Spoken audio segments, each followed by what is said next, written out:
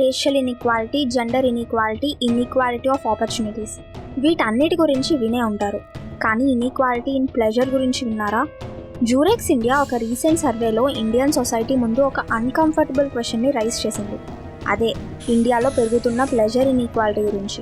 వీళ్ళు చేసిన సర్వే ప్రకారం 70% ఆఫ్ ద ఉమెన్ అన్సాటిస్ఫైడ్గా ఉన్నారు.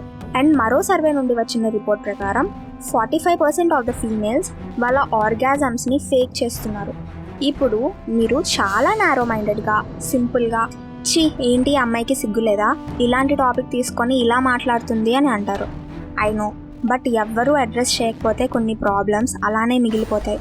అయినా ఇండియా పాపులేషన్ 140 crores వచ్చాక కూడా మీరు సెక్స్ ఆర్ ప్లెజర్ని పాపం ఆర్ అది ఒక సెన్సార్ కట్ అని అనుకుంటే ఈ వీడియోని స్కిప్ చేయండి.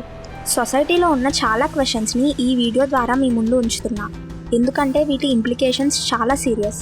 ప్రెజెంట్ ఇండియాలో ఫీమేల్ ప్లెజర్ని ఎంత చిన్న చూపు చూస్తున్నారంటే, ఇండియా టుడే రిలీజ్ చేసిన ఈ రిపోర్ట్ ప్రకారం ఫీమేల్ ప్లెజర్లో మెయిన్ రోల్ ప్లే చేసే క్లిటోరిస్ అనే పార్ట్ని ఇండియాలో చాలా రీజన్స్లో పాపంగా లేదా ఒక అన్వాంటెడ్ స్కిన్గా డిక్లేర్ చేసి ఈ స్కిన్ని కట్ చేసేస్తున్నారు. దీనికి మెయిన్ రీజన్ అమ్మాయి ప్యూర్గా ఉండాలని. అండ్ ఒక అమ్మాయికి ప్లెజర్ వస్తే అది ఆ కమ్యూనిటీకే ఒక షేమ్ అని భావిస్తున్నారు. టు మేక్ థింగ్స్ వర్స్, ఇండియాలో ఫీమేల్ జెనిటల్ మ్యూటిలేషన్ అంటే FGMని ప్రివెంట్ చేయడానికి ఎటువంటి లా కూడా లేదు.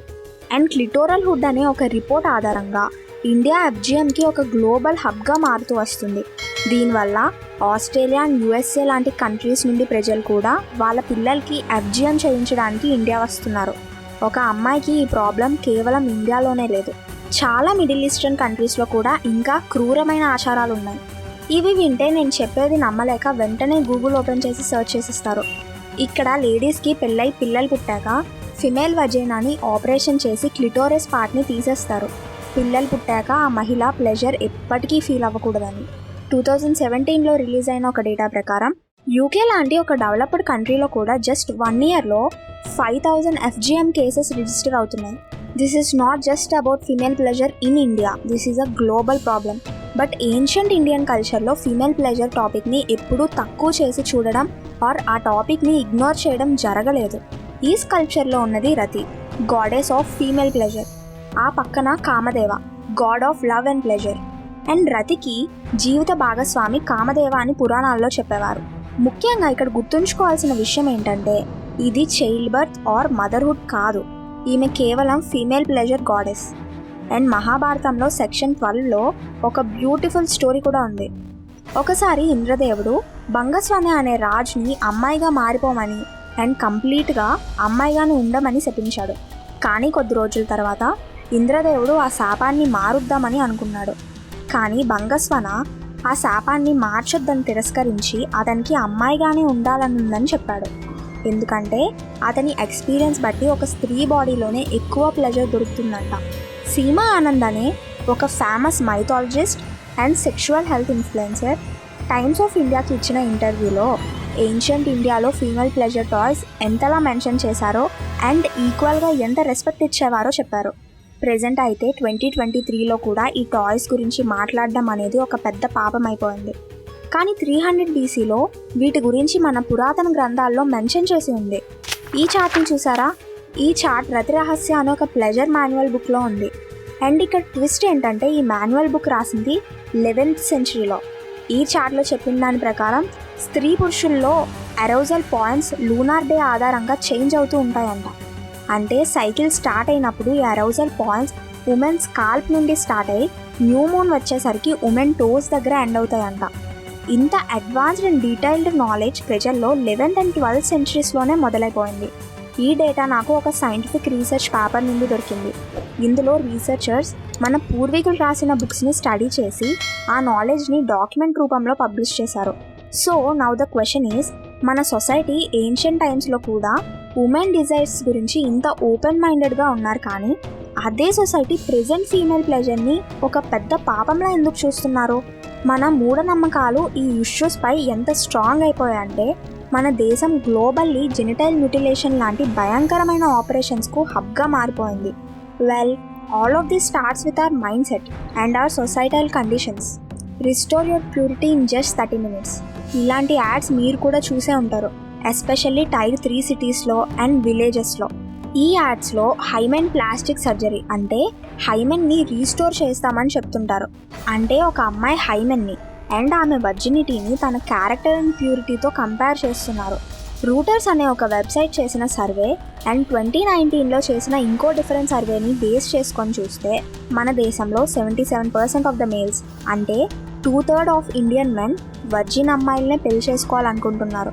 కానీ రూటర్స్ రిలీజ్ చేసిన మరో ఆర్టికల్ ప్రకారం ఇదే 2/3 వర్జిన్ వైఫ్ని డిమాండ్ చేసే మేల్స్లో 50% ఆఫ్ ద మేల్స్ వర్జిన్స్ కాదు, లేదా వారి లైఫ్లో ఒక్కసారైనా ప్రాస్టిట్యూట్స్ దగ్గరికి వెళ్ళి ఉంటారంట. కలకత్తాలో జాదవ్పూర్ యూనివర్సిటీలో కనక్ సర్కార్ అనే ఒక ప్రొఫెసర్ అతని సోషల్ మీడియాలో ఒక పోస్ట్ పెట్టారు. ఆ పోస్ట్లో ఇలా ఉంది: a virgin girl is like a sealed bottle and a sealed packet. ఈ పోస్ట్ పెట్టిన కొద్దిసేపటికే చాలా వైరల్ అయింది.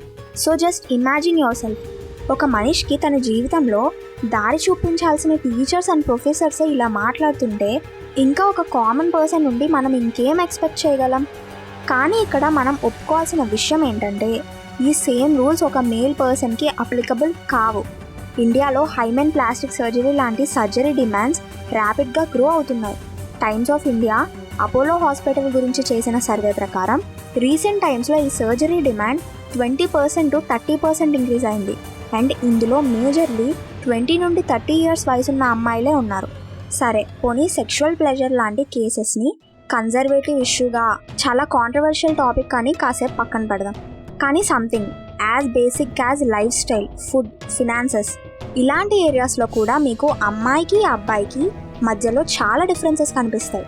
రూరల్, ఇన్ఫ్యాక్ట్ అర్బన్ ఇండియాలో కూడా కొన్ని ఏరియాస్లో ఇంట్లో ఉండే అమ్మాయి అందరికన్నా లాస్ట్లో ఫుడ్ తినాలి అండ్ అందరూ కంప్లీట్గా తిన్నాక తినాలి. 2018లో హిందుస్థాన్ టైమ్స్ ఉత్తరప్రదేశ్లో ఒక సర్వే చేశారు. ఇందులో తెలిసింది ఏంటంటే 85% ఆఫ్ ద ఉమెన్ ఇంట్లో అందరికీ వంట చేసి అందరూ ఫుడ్ని కంప్లీట్ చేశాక లాస్ట్లో తింటారంట. ఈ సిమిలర్ ప్యాటర్నే ఉమెన్ ఫినాన్షియల్ స్టేటస్లో కూడా అప్లికబుల్ అవుతుంది. ఇండియన్ ఎక్స్ప్రెస్లో వచ్చిన ఒక ఆర్టికల్ ప్రకారం ఈ రోజుకి కూడా 50% of the Indian women financially ఇండిపెండెంట్గా లేరు.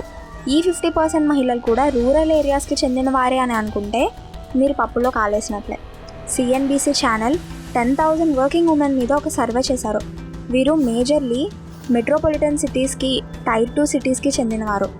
ఈ ఉమెన్ ఎర్న్ చేస్తున్నా కూడా వీళ్ళల్లో 67% చెప్పిన దాని ప్రకారం వాళ్ళు ఫైనాన్షియల్ డెసిజన్స్ తీసుకోవడానికి వాళ్ళ ఫ్యామిలీలో ఉండే మేల్ మెంబర్స్కి పర్మిషన్స్ అడగాలంట. Even in sexual activities male domination ఉందంట.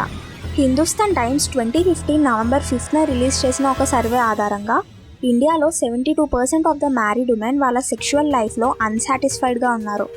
రీజన్, వజైనల్ ఇంటర్కోర్స్ నుండి కేవలం 50% ఆఫ్ ద ఉమెన్ మాత్రమే ఆర్గాజమ్ని ఎక్స్పీరియన్స్ చేస్తున్నారంట.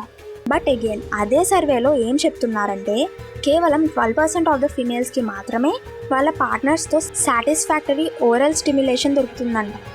ఇండియా టుడే రిలీజ్ చేసిన ఒక రిపోర్ట్ ప్రకారం 45.2% మహిళలు వాళ్ళ ఆర్గాజమ్స్ని ఫేక్ చేస్తున్నారంట. ఈ ఆర్టికల్ పాయింట్ ఏంటంటే if you don't ask for it, how will you get it? అమ్మాయిలు వాళ్ళ మేల్ పార్ట్నర్స్తో వాళ్ళ ప్రాబ్లమ్స్ని షేర్ చేసుకోకపోతే మెన్ వాళ్ళ డిజైర్స్ని సొంతంగా ఎలా అర్థం చేసుకొని ఫుల్ఫిల్ చేస్తారు? సో బేసికల్లీ ఓవరాల్ ఇష్యూ గురించి మాట్లాడుతూ ముంబైకి చెందిన సైకాలజిస్ట్ డాక్టర్ ప్రియాంక షేన్ ఏం చెప్పారంటే ఒక ఇండియన్ ఉమెన్ అన్హ్యాపీ సెక్షువల్ మ్యారేజ్లో ఉంటే తనకు తాను 3 క్వశ్చన్స్ అడుగుతుందంట. Is he financially unstable?